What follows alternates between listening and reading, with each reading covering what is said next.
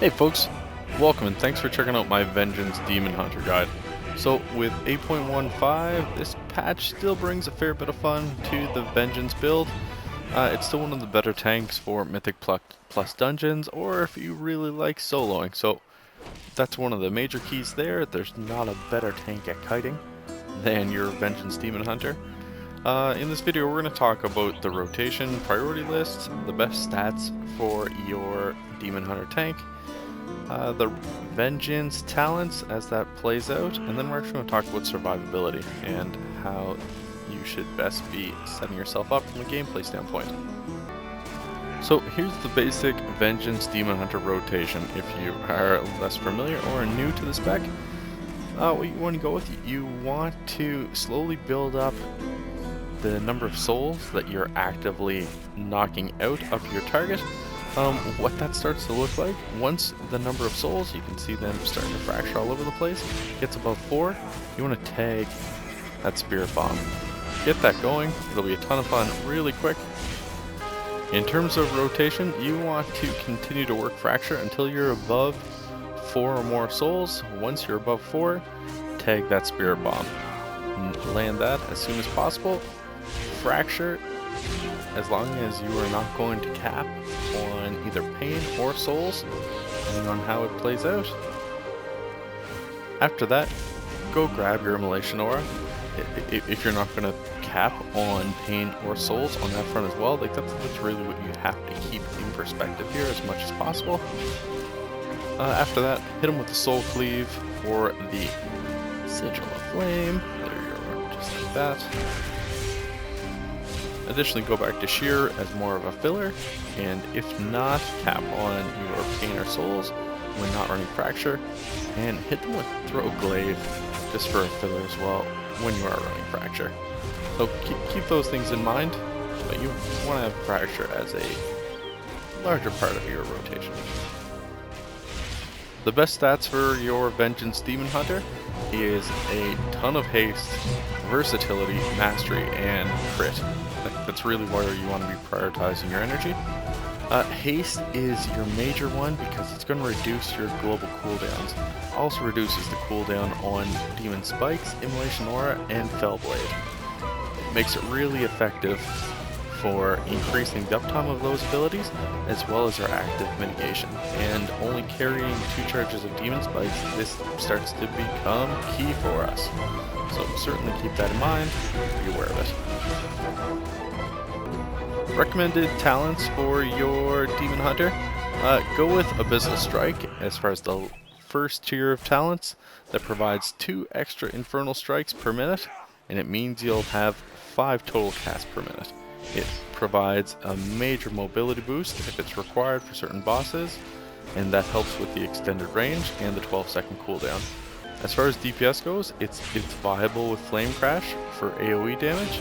So for Mythic Plus or multi-target encounters, Tier 2 talents followed is where you want to go. This talent causes each damage instance of the initial damage from Immolation Aura to have a chance to shatter soul fragments. So it's basically 3 soul fragments. It's a good way to roll. Flame Crash, this causes Infernal Strike to also plant a sigil of flame on the landing location. And this talent has kind of an AoE and DPS increase. So when you're taking it, your 104 tier with Fracture, it's basically for mixed DPS and survival. Alternatively, you can go with Feed the Demon if you want to go with more of a defensive build. That's what I usually prioritize with my Vengeance. The 106 tier Concentrated Sigils is a little boost for your DPS. Alternatively, Sigil of Chains is for dungeons when you need a grip. 4 tier 108 Spirit Bomb is basically for level 10 talents. A strong choice for progression content is Last Resort, and that's what you see my build with here. It saves wipes, it saves battle reses. You can use it to avoid mechanics if you really need it. Once every 8 minutes, instead of taking fatal damage, it will heal you back up to 30% and actually activates Metamorphosis a lot. Alternatively, you can go with the Void Reaver build. So, calls out right there. Enemy struck by Soul Cleave deal 6% less damage to you. That's kind of the damage mitigation. It's not terrible, it's not amazing. It just is. Finally, Soul Barrier is for magic intensive fights, or when you think you're going to need that extra cooldown up rather regular. These builds again are relatively cookie cutter. There's probably going to be some instance specific scenarios that we can look at a little differently, or depending on the seasonal mythic plus. Finally, there's three main things you can do to maximize your defense. The first involves Feed the Demon. So this increases your active mitigation uptime while decreasing your burst heals. And you gain that through Fracture 2 souls at a time. And it's overall a little bit smoother, though how much smoother it is in heavily contested fights, this really depends on the amount of enemies you're facing. The style for this build is heavily reliant on soul consumption and haste. I really like it, it's my preference. But it scales really well with haste as it double dips on your lower global cooldowns and the cooldown reduction on demon spikes. And it may not be heavily reliant at the beginning of the expansion, but later on it starts to get pretty sexy as you get yourself geared up. The second thing you can change to maximize your defense is using Soul Cleave over Spirit Bomb. So that actual change in your priority list is based on running a little bit more of a Spirit Bomb mixed playstyle. You have a good level of both offense and defense through your Demon Hunter. If you're going to main a Vengeance, this is the way to go. It's ideal to keep yourself basically near capped on souls and pain prior to using the Soul Cleave ability, and that means having 5 souls and 60 plus pain at all times. And that allows two things to occur really quickly. It allows you to use your Spirit Bomb with the style, where you consume souls at 5, so that you will only quickly get to 5 again. And running Spirit Bomb, you will have 3 souls and at least 30 pain left to cast Soul Cleave again for more healing. So it kind of allows you to double down on the self heals, maximizes the amount of burst healing you can do after you take that large hit.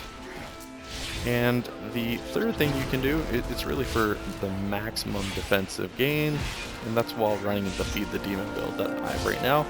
You can do it with both Fracture and Shear, although it's aimed at Shear. It's simply overcapping the number of souls, just like I'm doing right now, for the auto-consume effect.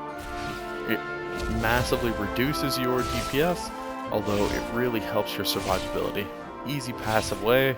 You're not going to move the needle on from a damage standpoint, which is unfortunate, because that's what Vengeance is fantastic at. But you do smooth things out for your heals. So the two ways you can go about it: if you're not tanking at that moment, the co-tank is the active tank. You can use that method while you have Feed the Demon talented to lower your cooldown and ensure that the maximum demon spikes are available. It's also viable if you're the only tank and you will be on that target, meaning you don't have to worry about threat. So if you're actively tanking, you can use this method, but it will cause threat issues. That's what you have to be aware of. That's where you get the recommendation around Soul Cleave. If you're doing that at 5 souls, it's going to burn pain and it's going to maximize the amount of souls you have active at one time for a large Spirit Bomb heal, if that's what you're going to build towards. If that was a little complicated, or it's the first time you've heard some of those tips, drop it down in the comments, be happy to explain it a little bit more in detail. And that's pretty much it, folks. Thanks for watching my Vengeance Demon Hunter guide. I like mobile tanks. This is a really nice compliment. It's a real simple spec if you're just learning to tank. And take some time, check it out. Demon Hunter is one of the most enjoyable classes in the game, in my opinion. What do you think? Hit that subscribe button, helps me out a ton. Thanks for watching. See ya.